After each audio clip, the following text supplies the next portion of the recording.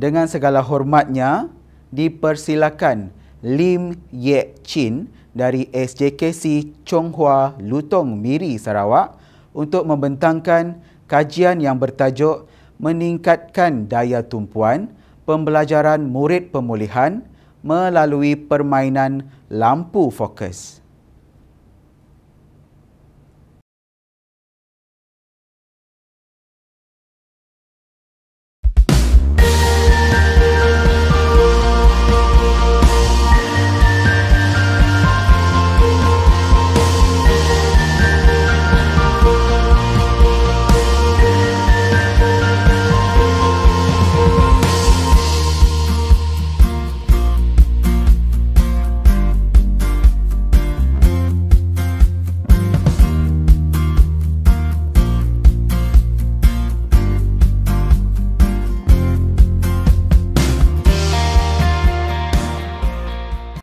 Salam sejahtera, saya Cikgu Lim Yek Chin, Guru Pemulihan Khas dari SJKC Chonghua Lutong, membentangkan kajian tindakan saya bagi bidang pemulihan khas yang bertajuk Meningkatkan Daya Tumpuan Pembelajaran Murid Pemulihan melalui Permainan Lampu Fokus. Berdasarkan Pelan Pembangunan Pendidikan Malaysia 2013 hingga 2025, hasrat KPM dalam anjakan kedua adalah semua murid capai 100% literasi asas dalam bahasa Melayu selepas 3 tahun persekolahan. Sebagai guru pemulihan, saya mula risau pada awal bulan Januari 2023 apabila saya masih mempunyai 9 orang murid pemulihan yang akan masuk tahun 3 belum melepasi kelas pemulihan bahasa Melayu. Oleh itu, saya telah melihat kembali refleksi pengajaran dan pembelajaran saya yang lalu. Saya telah mendapati murid-murid pemulihan saya mempunyai masalah fokus ketika belajar. Mereka kurang tumpukan perhatian ketika membaca, iaitu mereka membaca perkataan yang salah apabila disuruh. Ada mata mereka bergerak ke sana sini untuk mencari perkataan yang diminta oleh guru. Mereka juga akan tanya orang di sebelah, mana satu ya, sampai mana sudah apabila membaca secara bergila-gila. Ketika menyalin perkataan juga, mereka melakukan kesilapan walaupun hanya salin perkataan sahaja. Saya mendapati murid pemulihan saya amat sukar tumpukan perhatian ketika belajar. Perkara ataupun informasi yang banyak dalam satu muka surat akan mengelirukan mereka sehingga mereka sukar untuk tumpukan perhatian. Saya dapati murid pemulihan saya adalah pada zon perkembangan proksimal seperti yang diperkenalkan oleh Vygotsky pada 1978. Menurut teori scaffolding oleh Wood 1976, kanak-kanak seperti ini perlu bantuan orang dewasa. Antara dua proses yang dicandakan dalam teori ini telah diselitkan untuk jadikan intervensi bagi masalah ini. Saya telah menggunakan proses yang pertama iaitu membina dan mengekalkan minat murid dalam tugasan, iaitu saya perlu membina bahan intervensi yang berbentuk permainan untuk meningkatkan minat mereka, dan yang kedua adalah menjadikan tugasan lebih mudah, iaitu menjadikan tugasan besar menjadi cepisan yang lebih kecil supaya murid boleh fokus pada perkataan yang mereka sedang pelajari dan abaikan perkataan-perkataan yang lain pada suatu masa itu. Oleh itu, objektif kajian tindakan ini adalah meningkatkan daya tumpuan pembelajaran murid pemulihan dalam literasi bahasa Melayu. Ya, termasuklah ketika mereka sedang membaca, menyalin, menulis melalui permainan lampu fokus. Mereka juga perlu biasakan diri dengan teknik permainan lampu fokus ini supaya daya tumpuan mereka boleh meningkat. Kumpulan sasaran saya adalah 9 orang murid pemulihan literasi bahasa Melayu tahun 3 yang mempunyai kehadiran yang memuaskan tetapi belum menguasai kemahiran perkataan KV. Kajian tindakan saya berbentuk kajian kualitatif deskriptif dan saya menggunakan modul kajian tindakan Chemistry Mat Target 1988 yang mementingkan 4 komponen utama iaitu rancang, tindakan, pemerhatian dan refleksi. Saya menjalankan kajian tindakan saya ini sebanyak 2 kitaran. Instrumen kajian yang pertama saya adalah ujian pra dan ujian pasca. Sasaran kajian perlu menyalin 4 baris perkataan KV-KV ke dalam kertas 4 garis. Saya akan kira kesilapan ejaan yang dilakukan mereka pada ujian pra dan ujian pasca. Yang kedua, saya melakukan lembaran pemerhatian yang mengandungi tingkah laku sasaran kajian ketika mereka menyelesaikan tugasan mereka. Untuk ini, saya telah mengadaptasi kriteria daya tumpuan yang dilakukan dalam kajian Alvin Adrian pada 2020, di mana 3 kriteria daya tumpuan telah dikenal pasti. Yang pertama adalah kurang meningkat, iaitu apabila murid tidak fokus ketika mencari perkataan. Yang kedua adalah sedang meningkat, iaitu murid fokus mencari perkataan apabila diingatkan oleh guru. Dan yang ketiga adalah kriteria meningkat seperti jangkaan, di mana murid fokus secara automatik ketika mencari perkataan. Untuk ujian pra dan ujian pasca, saya akan mengira skor yang dicapai oleh sasaran kajian saya dan seterusnya dianalisis dalam jadual.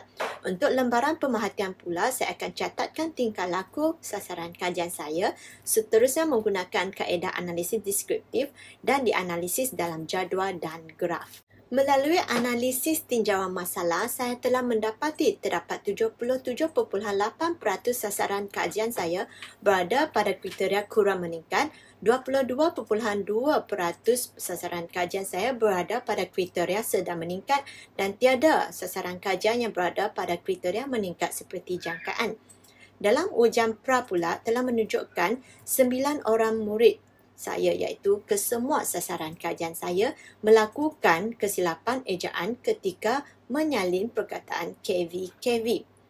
Contohnya, sasaran kajian ini telah menyalin perkataan kuda menjadi kada dan keda. Bagi mengatasi masalah kurang perhatian murid pemulihan saya ini, saya telah memperkenalkan permainan lampu fokus. Permainan ini memerlukan sasaran kajian saya menggerak-gerakkan lampu sulur palsu yang saya bina dan mencari perkataan-perkataan yang telah disalin dalam kertas luksina yang dibelakangi oleh kertas hitam. Dengan cara ini, sasaran kajian boleh melihat dan tumpukan perhatian pada perkataan yang terang dan abaikan perkataan-perkataan lain yang gelap. Dalam kitaran pertama kajian tindakan saya ini, saya telah menjalankan permainan lampu fokus secara fizikal, iaitu sasaran kajian boleh duduk ke dalam bot ataupun di luar bot dan mencari perkataan untuk menyelesaikan tugasan mereka, iaitu mencari perkataan tersembunyi dalam lembaran kerja. Seterusnya, saya memperkenalkan permainan lampu fokus versi digital pula. Untuk versi ini, slide telah dihitamkan. Saya menggunakan aplikasi Screen Brush yang percuma untuk membolehkan bahagian kursor sahaja yang terang. Jadi, sasaran kajian perlu mencari jawapan dengan menggerakkan kursor.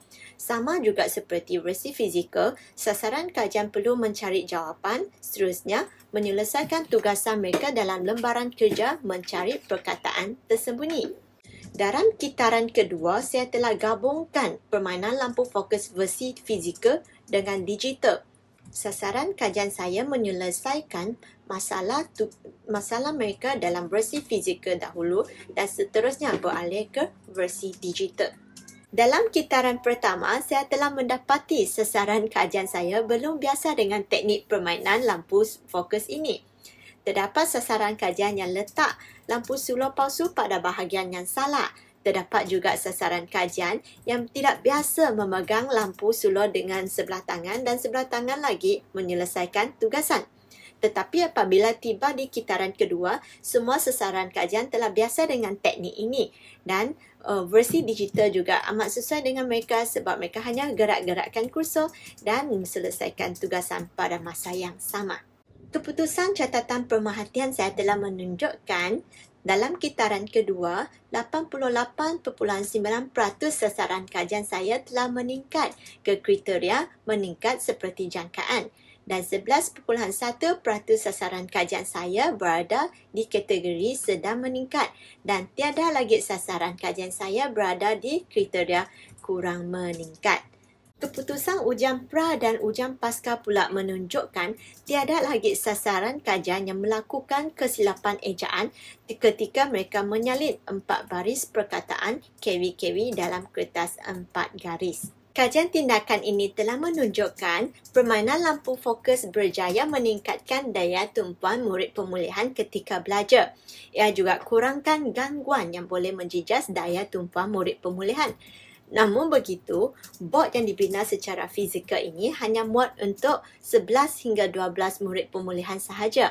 Oleh itu, untuk bilangan murid yang lebih ramai, guru perlu membina lebih banyak bot seperti ini. Filem juga perlu tingkatkan kualitinya dengan cara cetakan.